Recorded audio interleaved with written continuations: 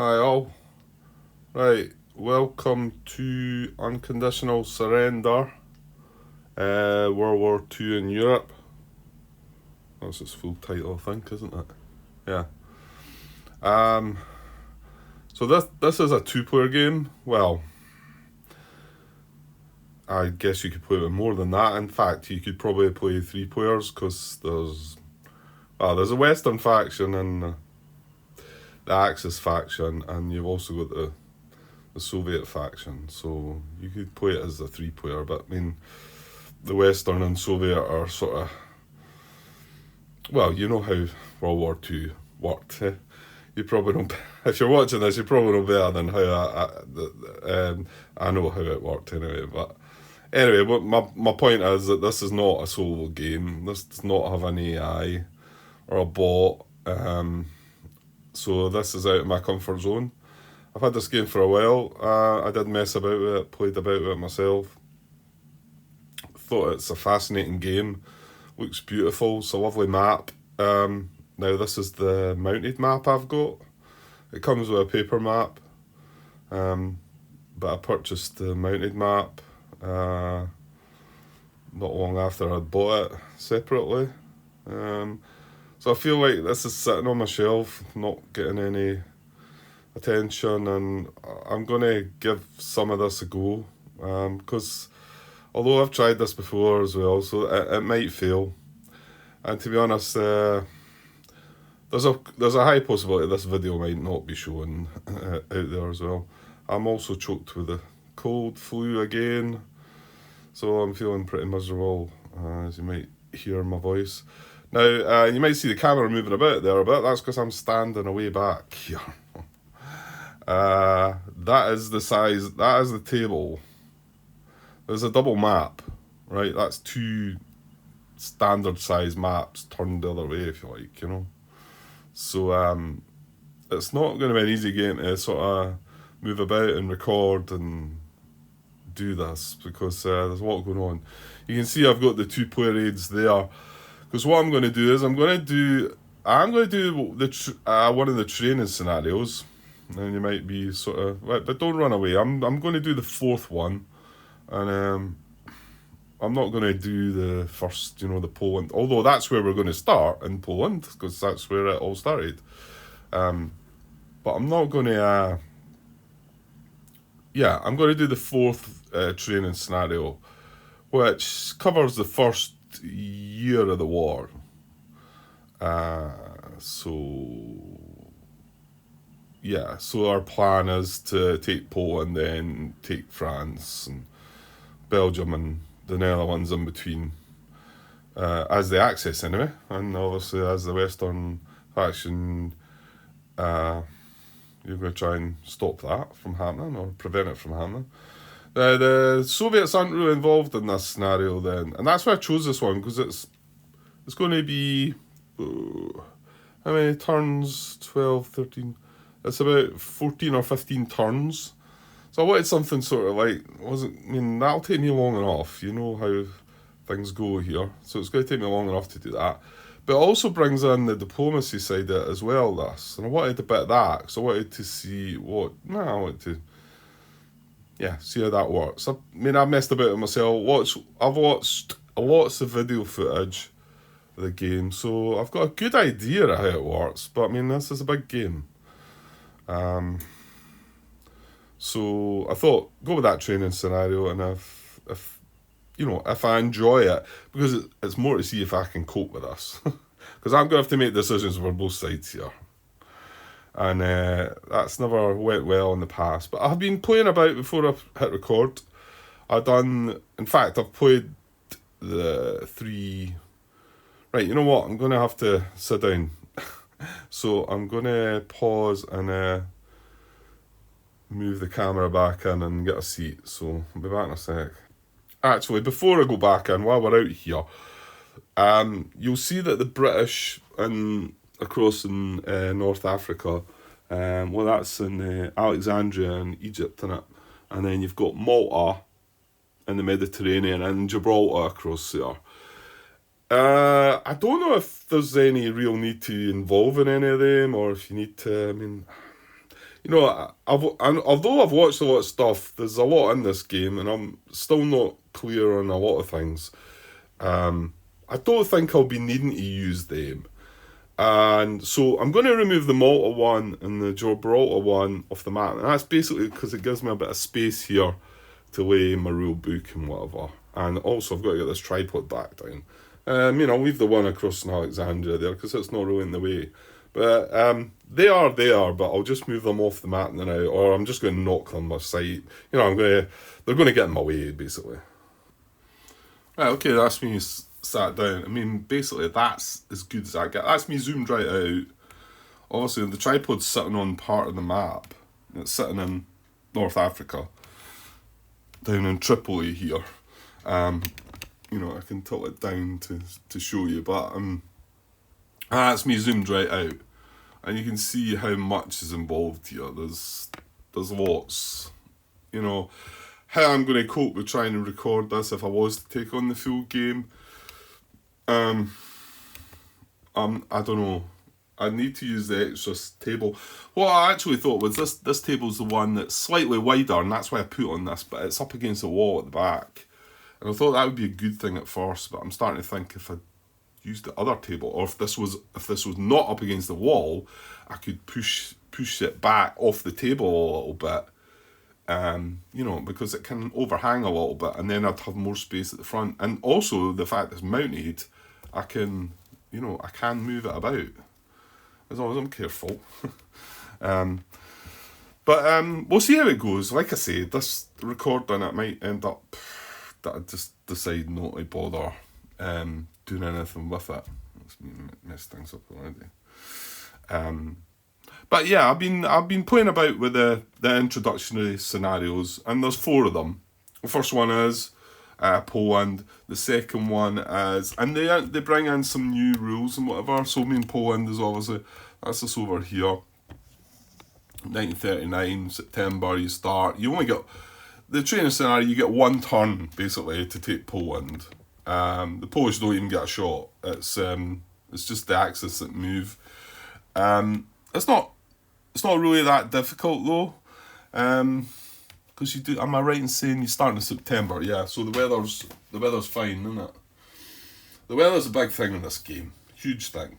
But between July and September, so the 3 months, the weather throughout the whole map is fair, and you've got three steps in weather: fair, poor, and severe. And poor's just as bad to get things moving in, really.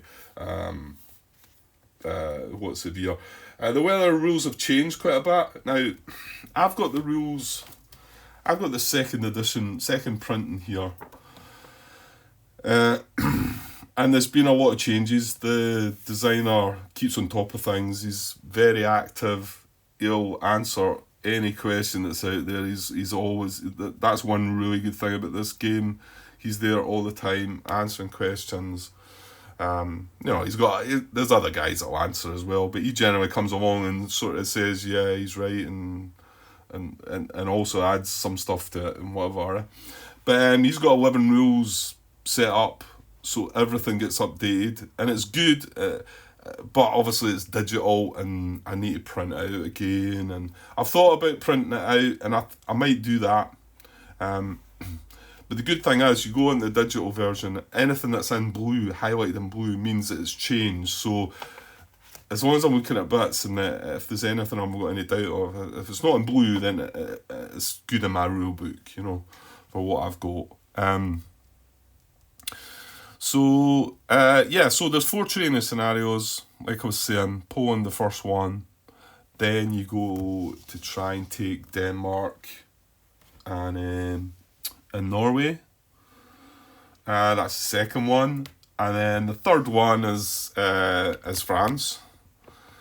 And Denmark and Norway one. That's just one. No, it's 2 turns, I think. It's just 2 turns. To be honest, I failed at that one because the weather was poor. And it's really hard. You need to get lucky with your die rolls. It's just the training, and it shows you. It's trying to show you what's How did I fail it again? Yeah, you've got to cross across to Norway, haven't you? I'm pretty sure that was the one I failed. Poland was fine, yeah. Although I found out I was making a mistake when I'd done the Poland one, so yeah. So maybe it wouldn't have went as successful as it did. And then the Denmark Norway one I think I failed because of the weather, I think. And then the France one I just finished earlier on today, and it went really well for the Axis actually. And we actually conquered it in the end of August. You get 5 turns for that. So I think it starts May, June, July, August, September. So I done it at the end of August, and it was good. And then the 4th scenario basically incorporates all these. I mean, you don't have to go in Denmark and Norway. You don't have to do that. But yeah, I'm going to generally sort of proceed in the way we're going to take Poland. You've got to go west first with us, because the thing about this game is you can change things up. You can alternate how history went, and you can go east first if you want. It's great. And there's lots of different scenarios in the game. It's a brilliant game. I really do think it's a really good game.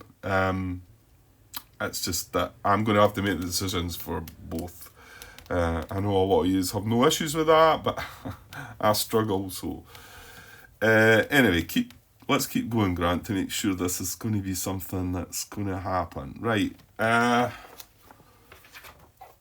And space and being able to show things here is going to be a bit of an issue. So I might not be able to do what I like to do and have the rulebook open and look at it. I mean, let's just see down here. That's me got the training. Right, I've got my lamp sort of tucked away. Okay, it's dark down this left-hand corner here now, but that's not really relevant. Right, this is a playbook for the game, and it's like 55 pages long with all the different scenarios and whatever. So, like I say, training scenario 4 there. That's what I'm going to do. So, yeah, so I'll let a look at it, I suppose. Covers the same time period as the first 3. I just spoke about it. Yeah, there's no point going through that. So you set up as the whole main event of the game, with the following changes. Basically, because the main event in 32.1, the main event, that is the big thing, the whole war, starting in 1939 and right through. Well, it depends. It could end in 44 or 45, or is there not a possibility of it going to 46? I think. So, but you set up with the differences that this is going to end at the end of December 40. So it's just the first part we're doing in the war. It suggests there that while playing, if a mechanic puts a counter onto the turn track after this date, do it. It says it will not affect the scenario, but you'll learn about it for future reference. So I probably will do that just to sort of keep it ticking over, and it's good for learning the game, isn't it? So you set up the Axis and the Western faction counters starting on their faction card or on the map, and I've done that. If a counter starts on a turn track, use its entry the H is historical date, and always set up those counters with a date of December 40th or earlier. Do not set up any... Right, so stop there. So yeah, anything over December 40th, obviously there's no point in setting up on the map because we're going to end the game. It does say there though, if anything goes on the turn track, if it's after the date, do it while you're doing it, so it's helpful to learn the game. And then do not set up any Soviet faction counters except for USSR ceded area markers. So I've got them set aside.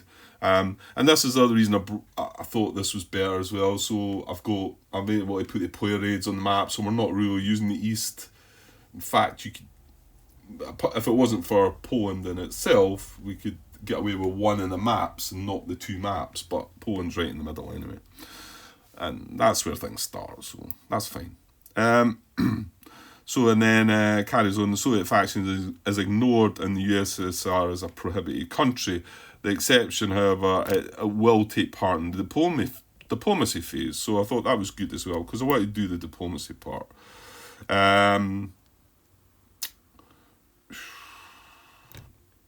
For diplomacy or policy-related rules, the USSR is considered to be an active country, and the Allied player makes decisions for it as needed. And basically, yeah, so the Allied player makes the decision for the USSR, but I'm having to be both in this case, so I just need to try and play the best for the Axis and play the best for the Allied. But to be honest, playing earlier on, but the thing is, most of these is, the Axis are on the aggression, and so it should be easy enough. I think it's maybe when, later on in the game it might be harder for me to make decisions and whatever. It's going to be hard enough for me to try and make strategic decisions in this game for the Axis, never mind anything else. So, anyway, so yeah, I looked at that. I won't go through that yet. It just tells you what to do as the Soviets when you're drawn from the Diplomacy Cup.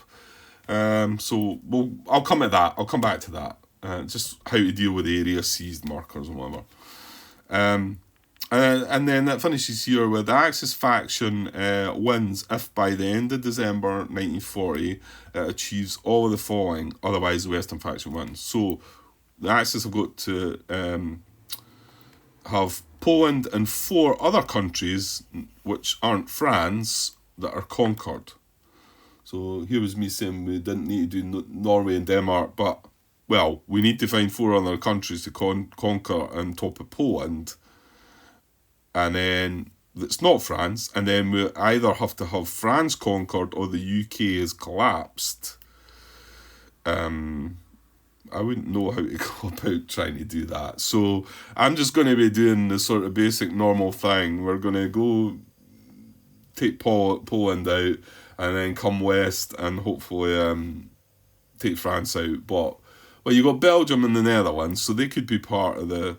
You're looking at Poland, Belgium, Netherlands, and you need 2 others. So I suppose that could be Denmark and Norway then. I think that's what it's meant to be, and that's why you're wanting 4, isn't it? And like I say, yeah, to collapse the UK, I'm not going to try and do that. I'm just a novice at this game for sure. I'm only just really learning it again. But I've got the basics, So, and then the other condition is that there is at least one other active Axis country besides Germany. So we need to be able to get somebody else on our side, and that's where the diplomacy side of it comes into it. Which I suppose it would be a bit annoying to lose it that way if, because the diplomacy can be a bit hit and miss, a bit random as well. But anyway, it doesn't matter. If we happen to lose it because not getting that, then we've showed how the game works and whatever, and played through it, and then I can make my decision about, if we get that far, I can make my decision if it worked for me or not. Because it needs to work for me. I'm not just doing this for you lot, And basically that's it, and then there's tells you about some rules to read in that. Right, so, and I'm not going to try and teach you rules in this game, but I know I usually show some things as we're going along, so, it's not going to be a complete, teach you how to play the game, for sure. Now, I've got these charts. I'm using the one that just uses all 3, because that would save me, I wouldn't have needed the Soviet one, to be honest. So, apart from I could have got away with that. But I was still, you get the choice of using these cards, or, here's the one for the Western faction. That is, and basically, you get one of these for each of the factions. So I could have had 3 of these, and it would take up far more space, or just one of that's the wall tracks there, the factories and the production, and these are all the mobilization, and where you keep where upgrades, mobilization. These are all conditional things that could come in. These are our events that we can use. whatever. Anyway, so I'm obviously, to make it a bit easier to manage, I'm just using the two. So we track everything on these. So yeah, up here, apart from the events, these conditional things might happen. Some of them might happen. Depending on, to be honest, I'm not sure. Well, the fact we're only going to the end of December 40, some of them are probably not going to apply. And then this is probably the main one that we're going to be looking at. So this is the national will. Germany starts with 45 national will. The UK and France start at 20, and Poland starts at 12. These are the factory counts. Germany have 13, France have 8, and the UK have 9. And this is where we track the production of each. Poland have 3 factories, it tells you. I think when they've got less, they don't have a factory marker. Well, I couldn't find one for them anyway. I think it's just the bigger factions that have them. Okay. And I'm going to make mistakes in this game as well, so that's the other reason I thought, let's do the training scenario. You make mistakes in the training scenario, then maybe it's not quite so bad. But I have watched a lot of stuff. I'm pretty keyed up. I'm keyed up on the basics, but some of this other stuff, the whole fleet and convoys moving about and aircraft and supply traces and things like that. Yeah, that's the other thing. I've taken the UK units out because they would actually have to trace supply, wouldn't they? Oh no, Gibraltar's under a fort, isn't it? I don't think it needs to trace supply. In fact, I think it's got a special case, and Malta's an island, so it doesn't need to. But the one down, the Western Desert Force down Alexandria, actually would need to trace supply. But I'm not going to bother coming down there to do that. Unless I find there's a reason to be doing stuff down there. Because we're not, it's not all about that. It's about Poland, Norway and Denmark, Netherlands and Belgium and France, and the UK are going to be involved there. I mean, yeah, I think I could bring that Western Desert Force up. Or you know how to do that. You know what, I'm not that sure about that actually. And maybe there's some restriction that keeps it down there. No, I think one of the videos I watched, the guy brought it up. Mind you might have been getting that wrong as well. Although nobody commented on it that it was wrong, so maybe it would be okay. But I mean, they're down there for a reason. As the war moves on, if Italy becomes involved, then they need to be down there to deal with that situation. And there's other things that can happen. Spain can get involved. Spain could come in the war. And that's what's good about this. It doesn't follow the actual, what happened in history. It could change the diplomacy side of things.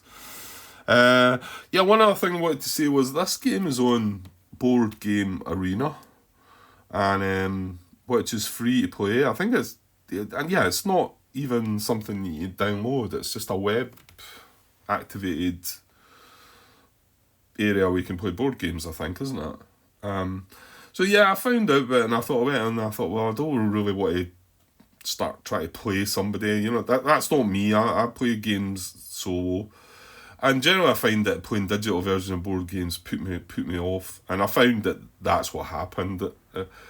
But I went on to it just to see, and maybe just to do a bit of practicing. But it is really good, and you can actually set it up just as a 1-player game, and you can just mess about with it just as I am. And when you click on a unit, when you activate a unit, it shows you all the places that the unit can move to, and it works it all out. And then when you have combat, it rolls the dice for you and kind of works it out. A lot of it's quite automated.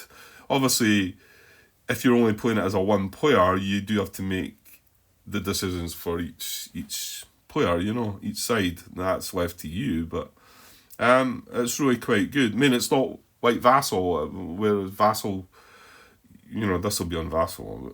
Yeah, it is. Whereas you've got to make all the decision, you've got to roll the dice yourself and whatever. It kind of works it all out. It does have some scripting in it. It has a lot of it is scripted into it. Yeah, it's well done. It's good. Just in case some of you want to try it, because it's a huge thing to set up. And I understand that a lot of people don't have the table space and whatever, and trying to maneuver things about and whatever. Anyway, so that's something if any of you are interested.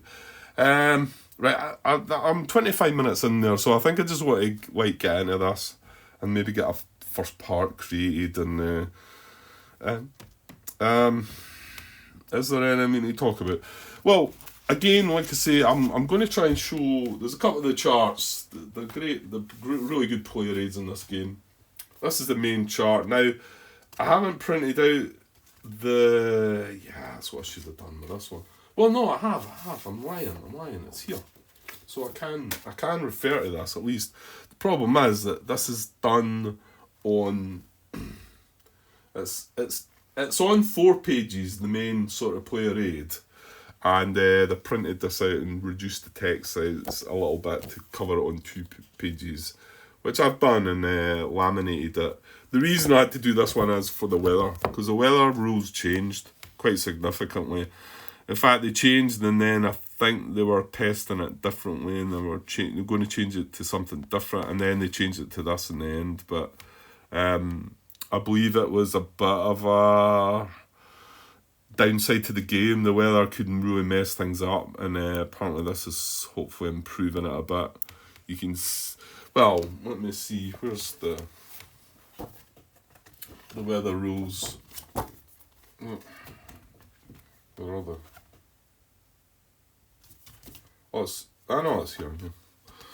Yeah, so there it's there. So you can see it was quite basic before. There was no, alterations. It was between December and February. Roll the dice and you get one of these, and that's it. So whereas this one, you can see that when you go into March, you roll. When you go into April, if March was fair, that's what you roll on. If it was poor, that's what you roll on, and if it was severe. So depending on what March was, affects what April is, and then same for June, and then same for November. I think initially they changed it was you couldn't have one if you had fair in March, you couldn't have had it in April or something like that. But then they changed it to that, which I believe is even better still. So that's when I printed this out. But the text is a little bit small, and then so this is good. And then I mean there's the combat results table. This combat results, you've got 3 or 4 different types of combat results. They all use the same table. It's really, really clever. You've got strategic combat, you've got ground combat. A strategic ground combat, that's some DRMs for it, and you've got air naval combat. So you've got 3 different types. So I'll show you some of this and some of the die rolls and that, and then we've got the sequence of play, which I'm not going to go into in big detail, but this is that. You start off with the weather phase, declare war phase, economy phase, strategic warfare phase, strategic movement phase. Then that's where you do all your operations, and how it does is you and for every, so it tells you up the top there, doesn't it? Yeah, the faction order is always Axis, Western, and then Soviet. However, the exceptions, the weather and the weather and strategic warfare phase can just be done by the Axis player, really, because they're something that doesn't really, it's just a die roll and whatever, and that's that. But all the other options, if you get an option, it always goes in that order: Axis, Western, and then Soviet. And we're not going to have this. Well, the only time we're going to have the Soviet in this one is when we get to diplomacy, because they are going to get involved. So anyway, that's the main operations, and you have your operations. And then at the end of your operations, you need to check, you have the supply check. So you check after you've moved all your units, you then check and make sure you're in supply, and then you tick that box and you're in supply, or you mark your units in low supply if you've made a mess of things. Which, when I say made a mess of things, I think sometimes as the game goes on, you've got to end up with some units in that position. But it means that nobody can sort of jump in and mess about with your supply and cut supply off. You've done all your actions, then you check supply, and then that ticks the box, and then it's over to the Allies to carry out the Western faction to carry out theirs. They tick the box, and then the Soviets do the same. Now, the Allies may then surround one of your units and then you're then going to be out of supply next turn unless you do something about it, but at least you're going to have a chance to maybe try and get them out of that pickle that he's been put in. So then you would check the no supply phase. That's the next step, which if anybody's in no supply, they start taking step losses, and then you've got a replacement phase, which repairs things. Yeah, we'll get to that. Upgrade phase, which we're probably not going to... Oh, actually, yeah, there's a couple that might come into that. Mobilization phase, then the diplomacy phase, which is quite big in the game. Victory check phase, and then end of turn phase. So that's how we're going to go through things. So yeah, let's just get started in Poland and see if we can do a little bit. Because that's, like I say, that's me now half an hour in. So, Poland, September 1939. Not a good time. So, anyway. Right, I'll just read the sequence of play as I'm going. I don't need to come back to look at that. There's other things. If there's something important, we can look at it. And like I say, I'm more than likely going to make mistakes here, but it's a training scenario, so we get away with it. Okay, so weather phase. The Axis faction roll 1 dice for the cold, mild. But like I've already said, checking this. Right, that's the wrong side, can't. That side. As you can see, between July and September, well, we should roll a dice, but you can see a 1 to 6, and each of the zones is going to be fair weather. And yeah, there's 3 different zones. Sorry, maybe I should just briefly go over that. You've got a cold zone, which it says there blue and north, a mild zone, green to blue, and a warm zone, yellow to green. So I suppose we should have a little glance at that. These aren't that easy to sort of work out. So what is it? The cold zone's blue to north, isn't it? And the little dots mean that the map's lovely, isn't it? It's like, so these things are not so easy to see, but you don't want to clutter up this. These are the blues. You can see these little blue dots. If I zoom right in there, that's about as good as I'm getting.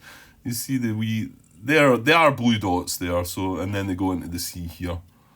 So that's the blue zone, and it just goes along and along.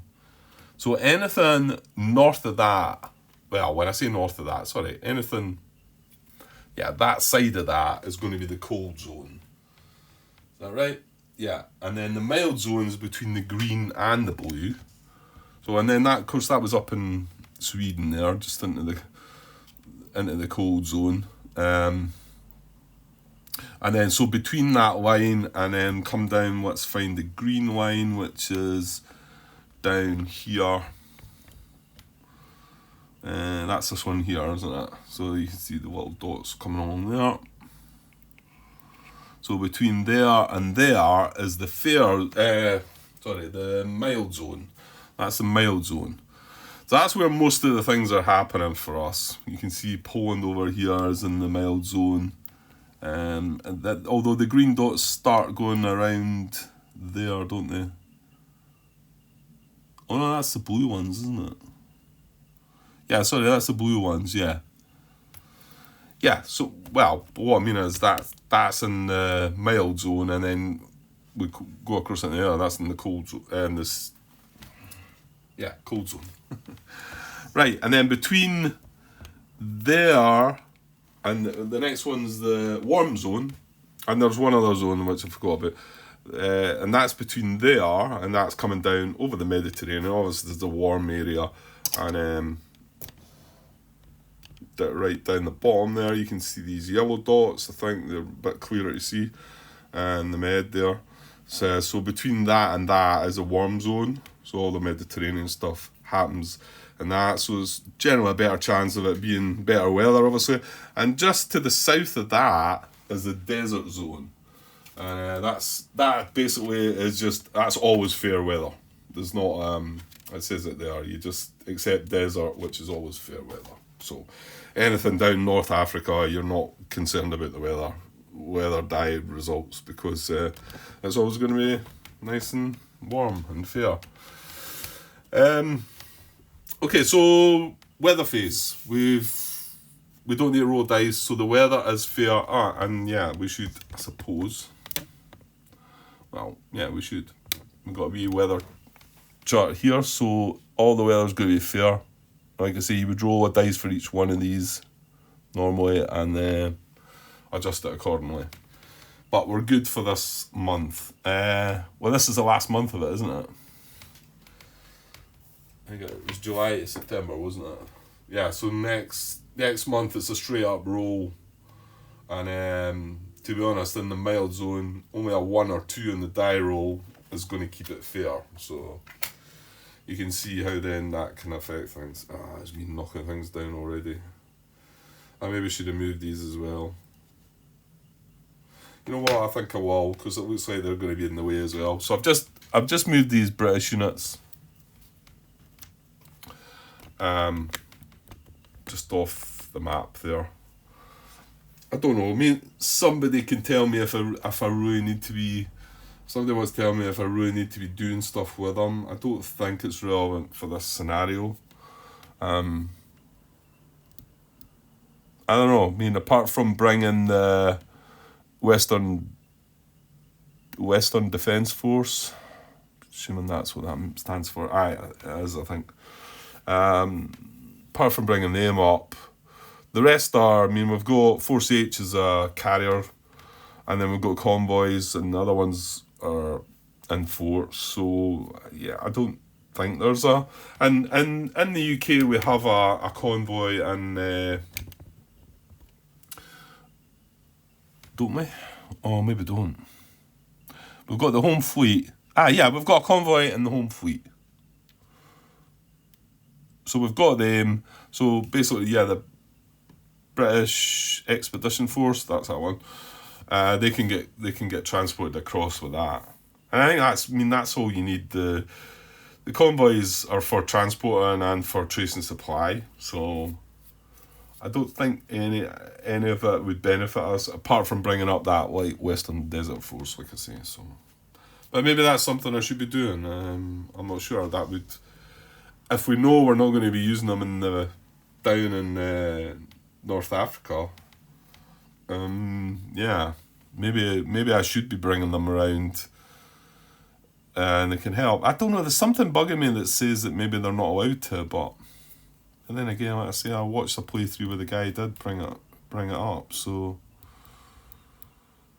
maybe I'll look a bit more into that, because it's going to be a while before that happens. And yeah, I dare say if we know that we're not going to be needed down here, the only thing is Italy could get brought into the game. Yeah, that's true. Italy could get brought into the game, and if I move them up, then they might be wanting to rush back down again.